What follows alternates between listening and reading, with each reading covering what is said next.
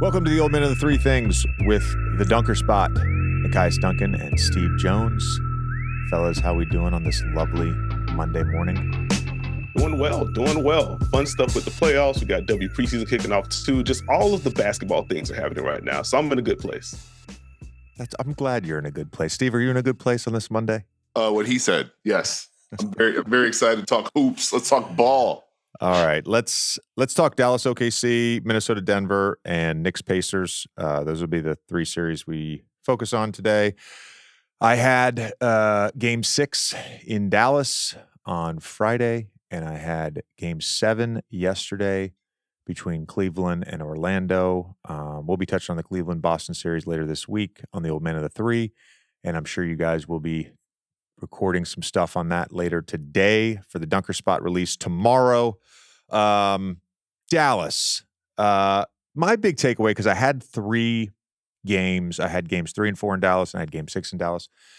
My big takeaway with them is it's similar to the 22 run to the Western Conference Finals, but I think even more so this year, they have an identity. It feels like this is a team that is built on defense. It's a team that is built on controlling pace, and I don't just mean playing slow. They do such a good job of knowing when to run and when to operate in the half court and allow Luka and Kyrie room to operate. Their spacing throughout this series I thought was excellent. How they operate, because these guys have seen so many double teams, how they operate out of blitzes and doubles, in isolation. They just play a certain way, and they play with that identity on both ends of the court. And they're a fun team to watch because of that. What were your guys' big takeaways from the Clippers series, and also looking ahead now to this Oklahoma City series? What do you expect from both teams? Well, I think for me, the big thing for Dallas, you touched on it, I think it's the defense. And like something that I've been impressed with basically post-trade was just the collective size that they have.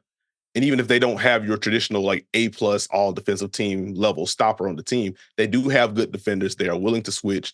They're willing to ramp up the pressure when necessary. And as you saw as the Clipper series went on, like they just do such a good job of shrinking the floor. The Clippers have been a team basically since, within the Kawhi and Paul George era. I've wondered about how often do they get to the rim? How often do they scramble teams? In addition to general tempo things. And I think with the way that Dallas is built and the way that they played in this series, it kind of put a spotlight on all of the weaknesses that the Clippers have offensively. So I was really impressed. Derrick Jones Jr., the work that he did against Paul George, particularly in the back half of that series, was very impressive. And again, beyond that, even with the Clippers going heavy into let's get Luka in space, let's get the switch, let's attack, Luka did a good job of holding up throughout most of the series. He funneled guys inside. And when you're trying to pass through that thicket of arms that the Mavericks have, it's just really difficult. So I was really impressed with the defense, and I am curious to see what these matchups are going to look like heading into the Thunder series. I think the Maxi Kleber injury could loom large in this one. I think back to the February 10th matchup, I want to say, when they just kind of blew the doors off the Thunder very early into the new era of the Mavericks with their roster. Maxi Kleber hitting threes, but ultimately Dallas being able to switch just about everything OKC did with some of the cross-matching in general, just scheme things there. Played a big part in that big win. So without Maxi, I'm curious to see how much of that they replicate. But I'm excited for that series as well. But really big props to Dallas' defense overall. I think to tie it in, the identity with Luka, with Kyrie, helps them problem solve in a playoff series. I think that's very important, especially going into this one. They were able to poke at the coverages for the Clippers. They were able to bog the Clippers down, take things away as the series went on. PJ Washington hits big threes in the closeout game. Maxi Kleber had a big 3 game before that. I think that's important, especially in this OKC series. And Nekias, I'm happy you mentioned the matchups. I'm glad you didn't go Shai Luka, because no one's ever talked about that ever. I think what's going to be interesting is going to be how much can Dallas switch and who do they want to put where. So I think this is going to be an okay Luka series. I think he'll be able to have help points. He's going to have to navigate because this is going to be a shift for Dallas. OKC plays with a whole different tempo, a whole lot more drives, a whole different mindset. Being able to put a big on Josh Giddey is going to be interesting to navigate. Kyrie's activity against Jalen Williams will be interesting to see how they handle that. But is it just going to be the switching? Does that take away Chet? is that are they going to be able to show the same amount of help against Shai? Because Shai and Jalen Williams, both very good, creative when it comes to driving. OKC will clear wings. They'll drive away from help. So if OKC can just get Dallas in rotation in a way that the Clippers couldn't consistently, I think that's probably where the series lies right now for me. Yeah, there were times in that series where they did get in rotation. Norman Powell was the beneficiary of that. He's so good at attacking closeouts or shooting a three, and you have to honor the three. So I think that's a big point. And OKC runs that flat action where they basically put the pigeon at the foul line, and it's either Shai or Jalen, and sometimes it's each other. They screen for each other, but a lot of times it can be an Isaiah Joe, it can be a Josh Giddey, whoever the pigeon is. They put that defender at the foul line and they run a flat pick and roll. They can ghost it, they can set it, they can do it slow, to really manipulate a switch. So I'm curious, based on what we saw from the Dallas series. Of course, it'll be Luka at times. I would expect it to be Kyrie at times. Those sort of matchups are interesting to me, and how they navigate that flat action will be super interesting. You bring up a great point about putting a big on Giddey, and that sort of negates some of that Chet Holmgren pop action, particularly in transition when they just run that little flare screen on their 5-out delay. So again, fun stuff there. Lots to think about. You both guys touched on this. The size, I think, matters. And so the Oklahoma City spacing, because of how much Oklahoma City wants to drive, when they do drive, there is size. Gafford, PJ Washington, Lively, of course, Derek Jones. So how they space, who's in the dunker, are they 5-out? All of these things are important to get Dallas in rotation. I said this on the broadcast in Game 6, and I mean this. I saw this in the regular season, the last 20 games, when Dallas had the best defensive rating in the NBA over a quarter of a season. That's not nothing. And they were playing for something. So and most teams were down the stretch. The activity of Luka, and Luka gets blown by. Like, his blow-by percentage was one of the highest in the league in the regular season, and he got blown by more in the playoffs. But he does a good job of funneling that, particularly when Gafford and Lively are on the court with him. But the engagement level of Kyrie, the engagement level of Luka, it feels different. It feels different. And there are times, look, I went to a ton of Brooklyn Nets games. I live here. There were times where I thought the same thing about Kyrie when he played for the Nets, that I would go to certain games and I'd be like, wow, he's really engaged defensively. He knows he's the pigeon tonight, and he's active. And I saw that throughout the end of the regular season, and I certainly saw that particularly in Game 6, but I certainly saw that in the Clippers series. That's not for nothing. That's important stuff when your best players, the targets, are actually battling at a high level. Mm-hmm. I'm glad you brought up Kyrie, because he really took on the challenge against James Harden as that series went on. And I think it's going to be important for him to have that similar effort if he is taking on the Jalen Williams assignment, if he gets those straight possessions against Shai in particular. I'm kind of curious to see what the coverage is going to be, kind of to bounce off of Steve's point. I would imagine Dallas starts out switching Kyrie just to see how he holds up. Again, when he's engaged, he is a solid on-ball defender. If OKC is able to ding the Kyrie matchup enough, do we start to see Sean recovers? And from that, does that further open up what OKC wants to do offensively? That's just going to be a really fun battleground in the series. I wouldn't be surprised to see them switch and let Kyrie have that matchup and hope to contain and contest and try and stay at home there. It's going to be interesting to see how they end up with some of the crossmasters, because Luka will be involved. Do they want to switch him and then just kind of let him flow back out to the weak side, let the big catch Chet on the roll, and let Luka go back out to Giddey or someone else? How they want to navigate that. But that is going to be tricky. And it's going to be tricky on the other side too for OKC. Because if you're going to play drop against Luka and Kyrie, that sounds fantastic, but OKC is a team that is active and does show help. So Luka could still get downhill. If they're making shots, do you want to change? What does that open up for Dallas? We get back to the same scenario of, can Dallas make you pay? And then that part is where I'm like, okay, how are you going to make those two uncomfortable with what you've done with your doubles and your activity versus wanting to stay at home and contain? It's a great point. Because again, a major part of any series against the Dallas Mavericks is, what do you do on the defensive end with Luka and Kyrie? What is the coverage in pick and roll? What is the coverage in isolation? What are the matchups? Are you conceding switches? If you do concede a switch, are you then doubling? All of these things will play out throughout this series, and it's going to be a fun little chess match.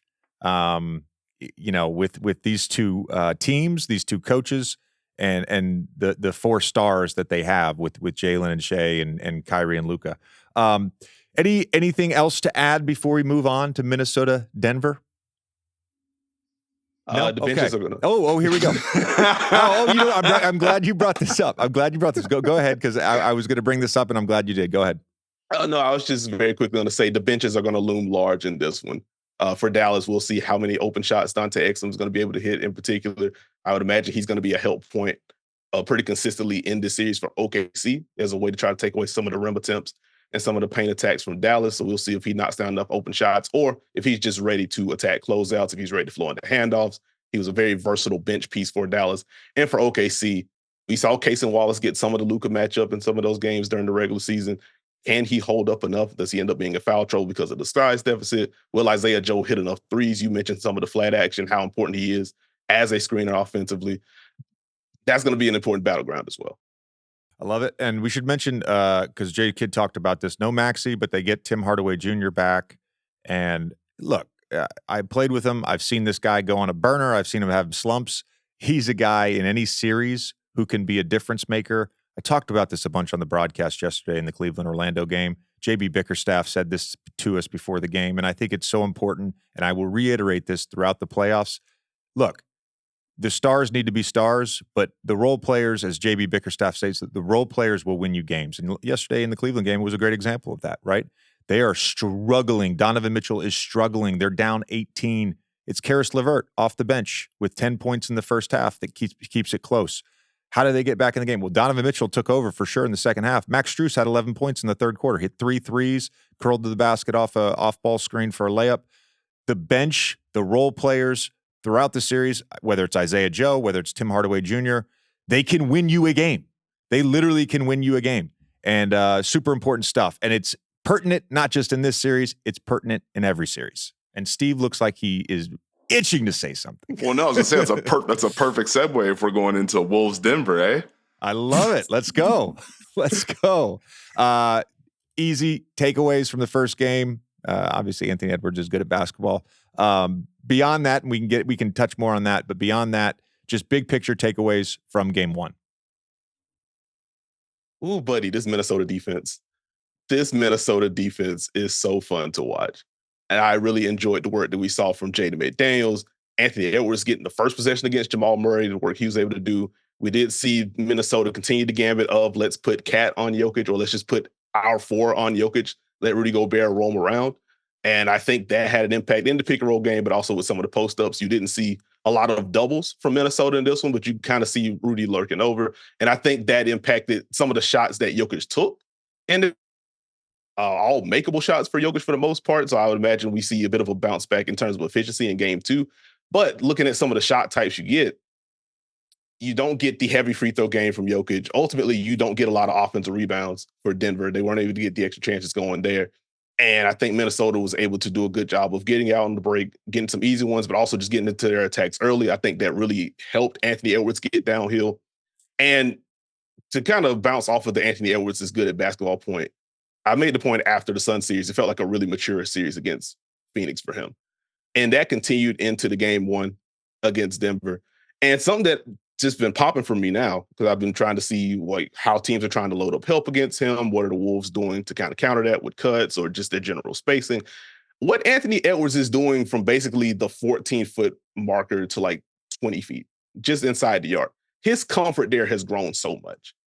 The timing of his drives when he is going early, or even when he wants to slow it up against a mismatch and kind of ISO, he's doing such a great job of carving out space for himself with some of those shoulder nudges and getting into those mid-range jumpers. The mid-range comfort in general is so much better for Anthony Edwards. This was a development that Steve and I have been talking about during the regular season. It's really popped in this postseason, and it certainly popped in game 1. The amount of times that he just moved KCP out of the way, moved Justin Holiday out of the way. When he has that going, you're already scared of him as a driver. Now he mixes in some of those pull-up threes as well. It's just an avalanche for Anthony Edwards. And you mix in the more mature playmaking as well. he was frankly the best player on the floor. Like 43 points speaks to it. But in all facets of the game, he was just on. It was a joy to watch. I had a feeling you were going to go Anthony Edwards, so I'll tie it back to JJ's point about other people lifting up the team. You heard Coach Michael Malone postgame. Mike Conley, Karl-Anthony Towns, Naz Reid. Now remember, Anthony Edwards had 25 in the first half on 10 to 17 shooting. Minnesota was losing. Mm-hmm. Then you have Mike Conley, 11 in the third. Cat, 11 in the third. Naz Reid, 14 in the fourth. I think that collective adds to the playmaking blend and growth that we've seen from Anthony Edwards. When Mike Conley can hurt you on and off the ball, and now Minnesota can use him in movement sets, you got to remember, Denver's a defense that, whether it's drop, whether it's at the level, they need their rotations to be in. They need to be able to help and recover. If Mike can now make you pay off ball, if you can skip and hit Cat for a three, if Naz Reid is going to be able to drive at that kind of level, it becomes difficult to deal with. And now everything Anthony Edwards does has even more of an impact. Karl-Anthony Towns, for his drives to be able to hold up in this matchup against Aaron Gordon, I think that's very important. I think that this is a little bit of a different series for Denver in the respect that what popped for me in game one was Minnesota's drives. They just kept driving the ball. They kept driving the ball. And so you could be locked in with your pick and roll scheme. You could be locked in with your coverage, but once a team starts playing outside of the play, you got to defend. And so Denver's got to get used to closing out and keeping the ball in front and not giving up that kind of penetration. I think that's a huge element of it. If Minnesota's going to be able to score off their sets and one play, it gets really tough.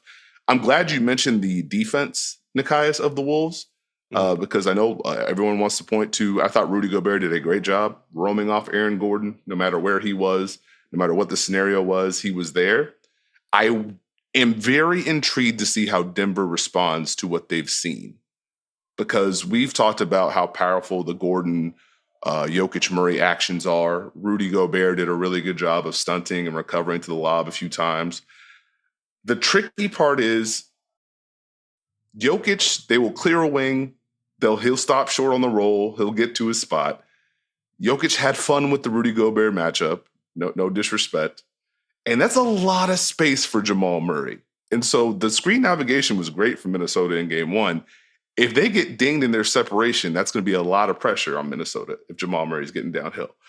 If now Jokic is able to maybe get a screen from Gordon early in a possession, and now Rudy's just on Jokic to start, does that take away from it? So I'm kind of trying to see, do they set higher pick and rolls? They get into their actions earlier. Do they get Jokic the ball in different areas? How do they move Gordon around? How Denver counters that's going to be key, because they're going to have to figure out how to kind of poke at that. How do we get Cat uncomfortable in the drop? How do we make Rudy's help feel a little bit different? I'm intrigued by that. I think that's the key point of this entire series, is how do we move Gobert around? How do we create space for Jamal Murray? Jokic, I'm not worried about. I'm just not. Like, he's going to figure stuff out. Jamal Murray, to me, has to be the guy that he was last year in the playoffs. He does. He has to be an efficient volume scorer, not just a volume scorer. He's got to be an efficient volume scorer against this defense. And that's tough to do. And so creating separation for him, creating space for him, getting Gobert to move around. I said this in our preview of this series this week on the Shaq podcast. That's the whole key to me, because Gordon is a non-spacer, and against most teams, even on cross matches, most teams don't have the size. Minnesota does. So that Gobert, Gordon, however you can manipulate either space or getting Gobert on Jokic, that is the key to me. That is the key. The last thing I want to say on this, well, I want to say two more things, but you talked about the maturity of Anthony Edwards. Like, Legler brought this up in the Phoenix series. It was the game where he was like 3 for 11 or 3 for 12. And instead of forcing the action and he just played the right way. He just made the right reads. Okay, it's not my night. I'm going to approach this in a mature way. Sure, the growth from the mid-range, massive. I think just the growth in mindset from this guy from his rookie year to now is phenomenal. And look, Patrick Beverley said this a few years ago when we had him on the podcast. He's like, He's Michael Jordan. Like that's his ceiling. That's how good this guy is. Mike Conley said this the other day. Mike Conley doesn't hyperbolize like that, right? So this guy now, and we've seen it not just like, oh, he's scoring or oh, he's playmaking. Like everything about him right now is mature and with a killer mindset.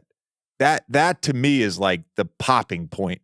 Last thing on Gobert, the clip went everywhere, and I want to touch on him breaking up that Jokic to Gordon lob. Jokic in the short roll, Gobert steps up a little bit.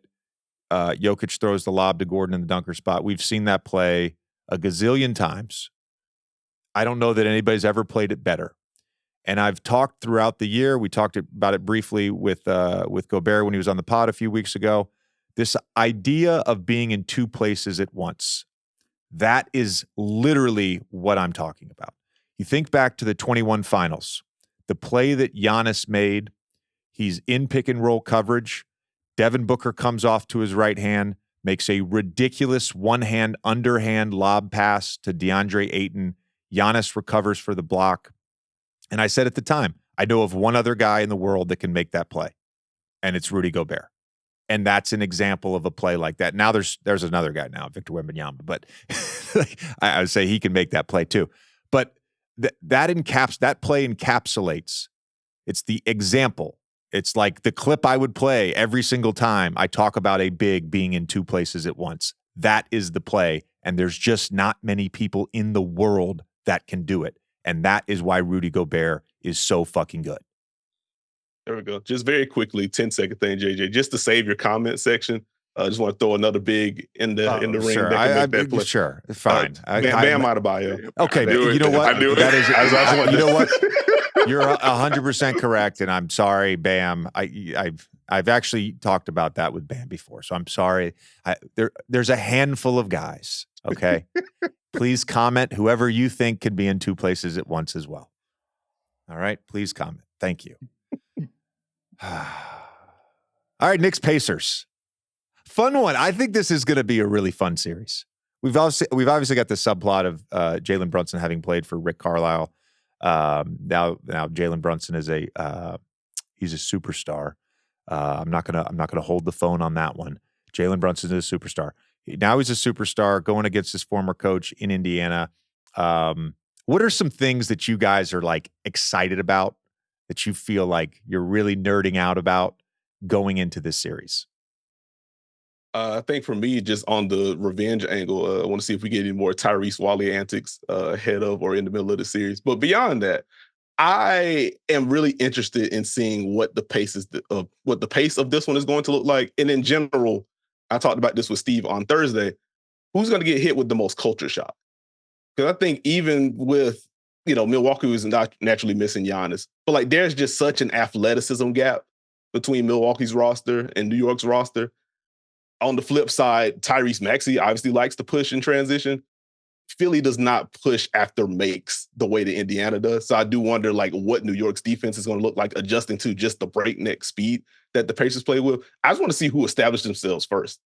If the Knicks say this is going to be a slow game, we're going to selectively run, but ultimately we want to grind you down.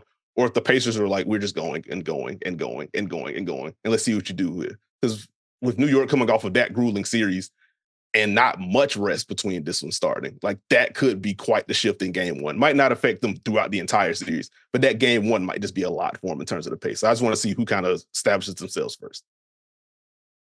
This is one of those really fun series where I'm just really intrigued to see the game one, to see what they try to do against each other. Like what is the attempt? Like how do you want to defend Tyrese Hailburton? Coming off of a series of Maxey and Embiid, you have Miles Turner who can hurt you on the roll, on the pop, hitting threes. Do they want to, push? Do they want to put them at the level? Do they want to drop? Is this a Tyrese Hailburton, Pascal Siakam pick and roll series because of the Knicks personnel? Are they able to attack mismatches that way?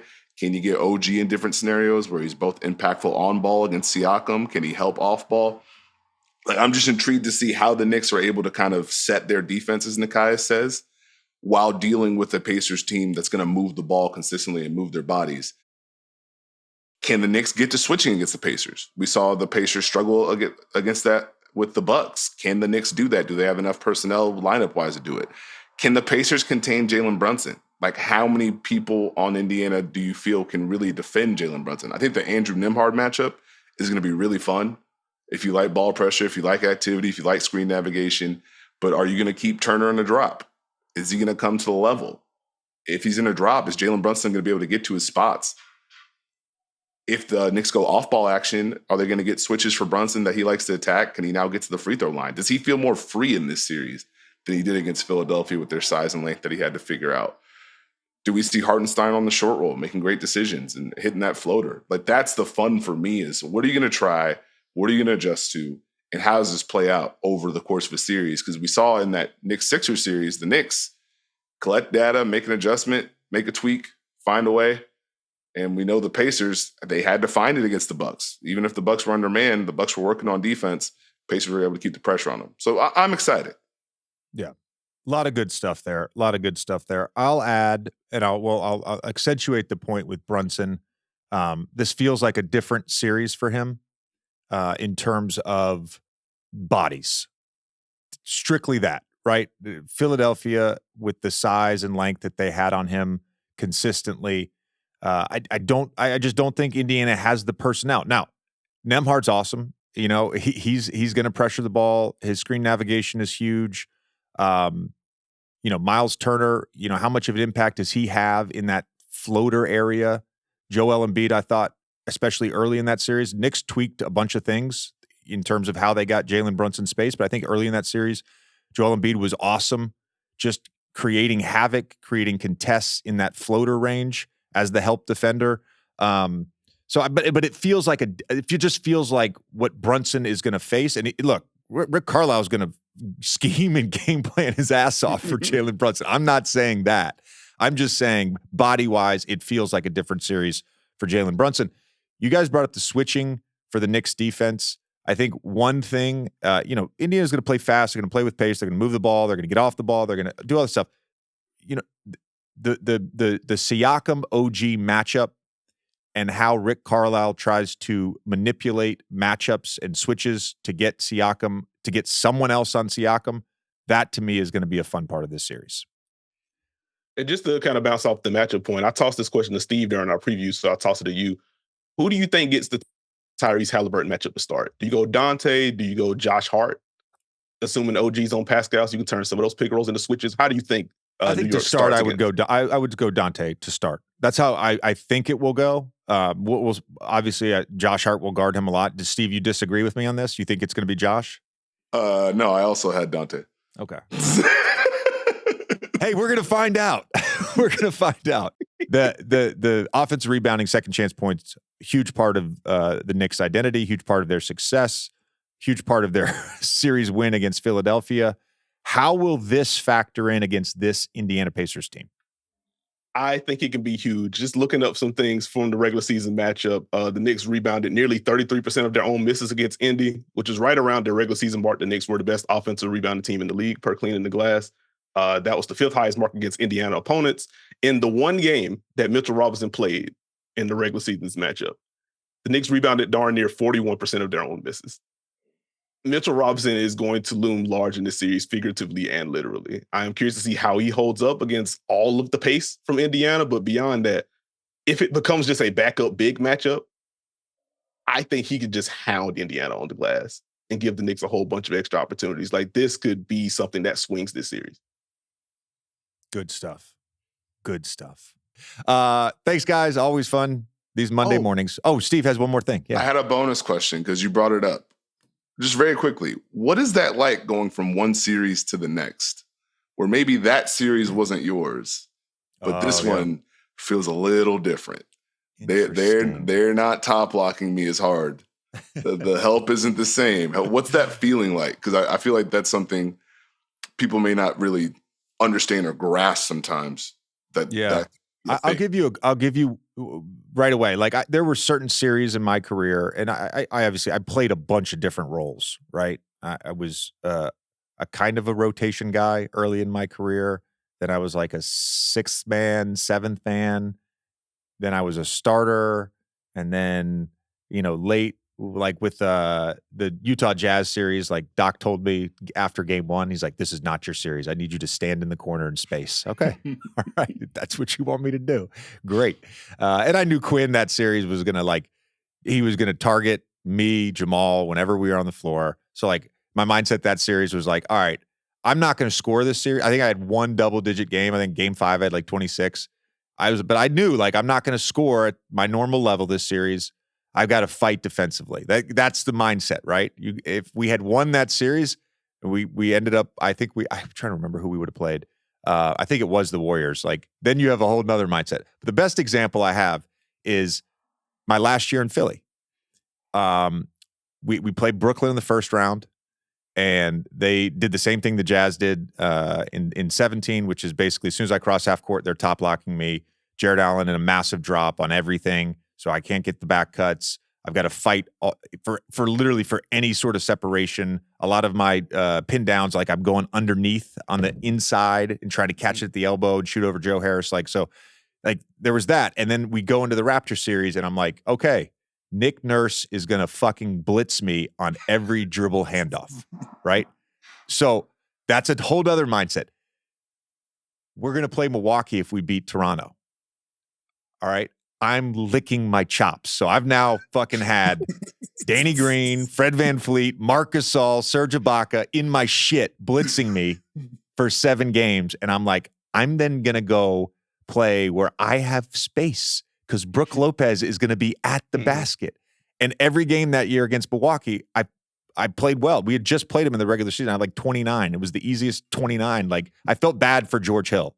I'm like, there was just so much space. So I'm like, all right, if we get to this series, like, this is going to be my series. And then fucking, Kawhi hits the shot. So never got there. No George Hills were harmed in the recording of this podcast. I love George, by the way. We had so many battles, George and I, even going back when he was with San Antonio, and then obviously, when he was with Indy. But it was just like different. Like if you're gonna have Brook Lopez all the way back, I can fight and scrap and play the hand game enough to get the ball off of Joel or Ben, and I'm gonna have space versus. I've got 2 7-footers blitzing me every time I come off that action with Serge Ibaka and Marc Gasol. It's 2 very, very different things. All right, guys. Appreciate it. Great questions. You guys are great. This has been the Old Man of the Three Things with the Dunker Spot, Nekias Duncan and Steve Jones.